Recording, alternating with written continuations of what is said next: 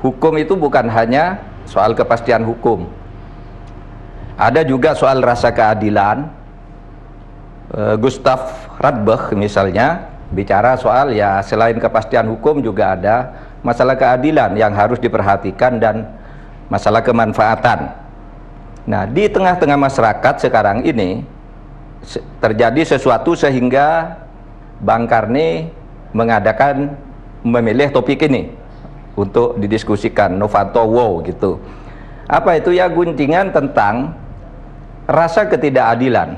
Ya, rasa ketidakadilan. Tentu itu persepsi, belum tentu benar, persepsi. Tetapi itu yang menyebabkan Bang Karni memilih topik ini.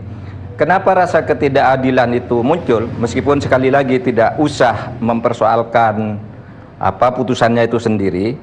Karena pertama sejak awal proses peradilannya itu sudah terasa memihak gitu ya. Hakimnya misalnya hakim menyatakan harus ada 2 bukti awal yang cukup. Ketika mau disetel bukti-buktinya lalu dikatakan itu sudah substansi, sudah tidak boleh. Terus apa yang mau diminta gitu? Itu pendapat publik. Yang kedua ini rasa ketidakadilan. Korupsi EKTP itu nyata terjadi. Ini ada 4 bukti nih. Pertama, korupsi EKTP itu disidik karena laporan Mendagri Cahyokumolo. Jadi Cahyokumolo itu begitu jadi menteri ditagih oleh seorang vendor, oleh seorang yang ikut di dalam proyek itu, katanya 70 juta US dollar belum dibayar, minta lagi ke Pak Cahyokumolo. Pak Cahyo bilang, loh saya kan sudah keluar semua dong secara APBN. Lalu dikatakan belum sampai ke saya, kan gitu. Itu kan muncul di ALC kan, penjelasan Pak Cahyo. Lalu orang itu nawar, sudah Pak, kalau ndak mau 70 juta US dollar segini aja. Nanti kita saling mengerti lah. Nah, karena Cahyo takut soal itu, lalu lapor ke Presiden, kemudian Presiden menyuruh lapor ke KPK. Jadi ini bukan semata-mata dari Nazarudin lah ini. Laporan Cahyokumolo diminta uang lagi 70-an juta US dollar padahal uang negara sudah keluar. Satu. Yang kedua, ada yang mengembalikan uang. 14 orang dari anggota DPR itu mengembalikan uang ke KPK. Nama-namanya jelas gitu. Yang disebut banyak, tetapi yang mengembalikan uang ada 14 kalau tidak salah. Katanya dari uang itu menurut pengakuannya, karena katanya saya nerima ini karena tidak tahu, ternyata ini uang EKTP saya kembalikan. Nah itu kan korupsi namanya. Kemudian di ruang sidang ada yang mengaku nerima. Sekjen Depdagri Bu apa itu juga kan sudah mengaku saya nerima. Gitu. Dia bilang 500.000 US dollar sudah terima.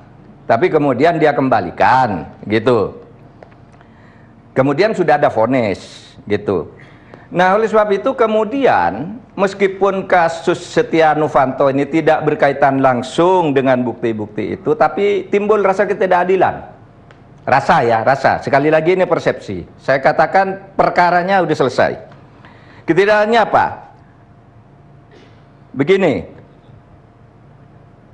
Setia Novanto itu sudah disebut berkali-kali.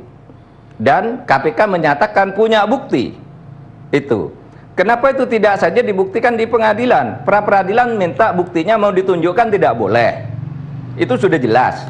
Hakimnya bilang, oh itu sudah substansi, nanti didengar orang, katanya tidak boleh di pra-peradilan gitu kan, gitu kata hakimnya. Terus bukti awal apa yang mau diminta? Nah, oleh sebab itu kemudian teori-teori dalam ilmu hukum itu kemudian muncul. Mungkin peradilan ini berjalan begini katanya. Mungkin ini terjadi apa yang disebut di dalam bukunya Herman Muster itu, ini peradilan sesat. Peradilan sesat itu terjadi karena 5 hal. 1, karena memang jaksanya, KPK-nya tidak mampu menghadirkan bukti. Padahal itu nyata, cuma menghadirkan bukti tidak bisa, sehingga meskipun ada fakta yang tersembunyi, kemudian dianggap tidak cukup. Itu 1 kesalahan KPK. Kesalahan kedua, mungkin karena penyuapan. Itu teorinya Herman Mustar ya. Saya tidak bilang siapa. Hakim itu, hakim, jaksa, polisi itu katanya, ya biasa membuat peradilan sesat karena disuap. Ada yang ketiga, karena karir. Ingin karirnya selamat, tidak dipindah ke luar Jawa, atau ingin naik menjadi pejabat yang lebih tinggi lagi di bidang penegak hukum. Ini hasil penelitian Herman Mustarle. Dan di luar itu ada lagi. Seorang hakim bisa memutus dengan peradilan sesat itu karena penyanderaan. Tidak perlu sekarang itu orang disuap, ditakut-takuti aja. Kamu kalau tidak nuruti saya, kamu dulu tahun sekian pernah nerima suap dari si A ketika menjadi hakim atau jaksa di sana. Kalau kamu tidak penuhi ini, saya bongkar kasusmu, kamu yang masuk penjara secepatnya. Kasus ini pernah terjadi di awal reformasi, ketika seorang jaksa yang dianggap hebat tiba-tiba dipecat, lalu jaksa agungnya bilang, udah diem kamu juga korupsi di sini, diam dia. Kita tahu kan itu orang. Nah itu yang secara teoritis mungkin terjadi. Nah oleh sebab itu sekarang, apa sanksinya bagi perkara yang seperti ini? Saya mendengar Komisi Yudisial akan memeriksa Hakim Cepi ini. Tapi percayalah dengan saya, tidak akan ada apa-apanya. Komisi Yudisial itu memeriksa orang tidak ada gunanya juga sejak dulu. Itu hanya kamuflase saja, yang itu tidak akan ada gunanya untuk kasus ini. Artinya Cepi itu tidak salah saya kira dalam kasus ini berdasar temuan KPK besok. Oleh sebab itu di dalam ilmu hukum itu ada sanksi yang disebut sanksi heteronom. Pertama, sanksi heteronom itu misalnya rasa bersalah, diejek orang terus menerus, didoakan jelek oleh orang-orang yang terdolimi, dan macam-macam, merasa terhina, terisolasi dari kehidupan masyarakat. Dan itu banyak loh yang tersiksa karena itu, sehingga hidupnya juga menjadi tidak enak gitu. Itu aja sanksi bagi yang ini. Oleh sebab itu yang terakhir, Bang Karni, sudahlah saya kira soal vonis pra peradilan sudah final, tetapi juga langkah lain masih bisa diambil oleh KPK, ya, yaitu menjadikan tersangka lagi. Itu bisa dan sudah terbukti berhasil. Ilham Sirajuddin itu menang di pra peradilan, besoknya langsung ditersangkakan lagi, dan KPK sudah siap dengan bukti, dihukum juga gitu. Nah tetapi hati-hati juga ya, hati-hati. Saya berharap agar tidak sembarangan juga. Jangan-jangan Pak Setia Novanto itu memang tidak salah gitu. Kalau memang punya bukti 200, itu gampang menurut saya. Apalagi ada rekaman-rekaman yang ini, yang ada yang keliru tadi, rekaman yang tidak diperintahkan oleh penegak hukum tidak boleh digunakan. Itu dulu konteksnya, konteks putusan MK itu adalah konteks dengan CCTV di hotel. Kalau yang dilakukan oleh KPK itu sudah ratusan kali sudah dipakai gitu. Karena itu juga atas wewenang undang-undang. Ya. Yang terakhir, saya berharap KPK terus saja jangan mundur untuk menegakkan hukum dan memberantas korupsi. KPK itu selalu dihadapkan pada persoalan. Kalau menyelesaikan kasus KTP yang jelas-jelas nyata korupsinya itu, gitu, dikeroyok rame-rame.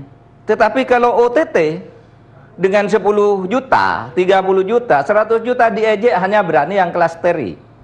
Padahal harus diingat loh, ketika KPK menangkap seseorang dengan OTT dan alat bukti atau uang bukti yang disita hanya 100 juta, di balik itu ada ratusan miliar.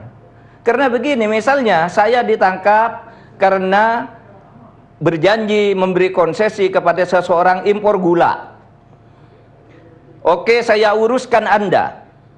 Tapi setiap 1 kilogram gula yang diimpor, Anda kasih saya Rp2.000.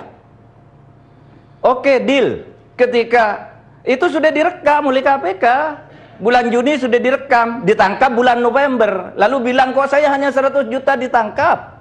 Padahal itu coba Anda bayangkan, kalau 10 juta ton gula, Rp2.000 per kilogram, atau 10 juta ton daging, Rp5.000 per bulan.